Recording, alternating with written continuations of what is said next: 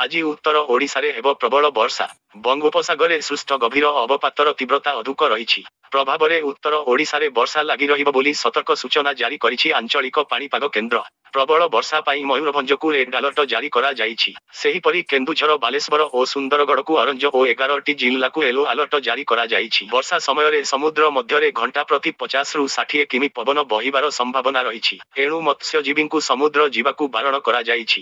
ଉତ୍ତର ଉପକୂଳରେ ଥିବା ଧାମରା ଏବଂ ପାରାଦୀପ ବନ୍ଦରକୁ 3 ନମ୍ବର ବିପଦ ସଂକେତ ଜାରି କରାଯାଇଛି। କାଲିଠୁ ବର୍ଷା କମିବା ସହ ଗରମ ଗୁଳୁଗୁଳି ଆରମ୍ଭ ହେବ। ସେପଟେ ଜୁନ 1 ତାରିଖରୁ ଏପର୍ଯ୍ୟନ୍ତ ସାରା ରାଜ୍ୟରେ 963.5 ମିଲିମିଟର ବର୍ଷା ହୋଇଥିବା ବେଳେ ବର୍ତ୍ତମାନ 8% ନିଅଣ୍ଟିଆ ବର୍ଷା ରେକର୍ଡ କରାଯାଇଛି। ବର୍ଷା ଆଶଙ୍କା ଥିବାରୁ ସବୁ ଜିଲ୍ଲାପାଳଙ୍କୁ ସତର୍କ କରାଇଛନ୍ତି ସ୍ୱତନ୍ତ୍ର ରିଲିଫ କମିଶନର ଏସ୍ଆର୍ସି। ସୋମବାର କେନ୍ଦୁଝର, ଦେବଗଡ଼, ସମ୍ବଲପୁର, ବରଗଡ଼, ସୋନପୁର, ବୌଦ୍ଧ ଓ ଅନୁଗୁଳରେ ପ୍ରବଳ ବର୍ଷା ହୋଇପାରେ। ଏସବୁ ଜିଲ୍ଲାର କିଛି ସ୍ଥାନରେ 70ରୁ 110 ମିମି ପର୍ଯ୍ୟନ୍ତ ବର୍ଷା ହୋଇପାରେ ବୋଲି ପାଣିପାଗ ବିଭାଗ ଆକଳନ କରିଛି।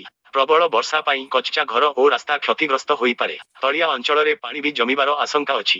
ଏଥିପାଇଁ ସତର୍କ କରାଇଛି ପାଣିପାଗ ବିଭାଗ।